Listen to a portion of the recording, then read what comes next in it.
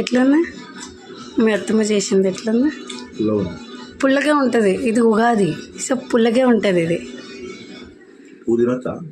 తినొచ్చు. మింగేస్తున్నావా? మింగేసి మంచి జరుగుతుంది మనకు. ఎలా ఉంది? నిజం చెప్పండి. ఏం ఓపెన్ చేస్తున్నావు? ఏంటి ఏమో ఉన్నాయా?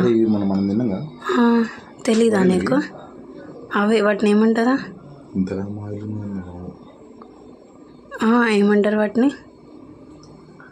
ఏమంటారు? ఎలా ఉంది? నీకు ఇష్టం ఇష్టం ఇష్టం అని పంపించింది తెలుసా నీకు? అది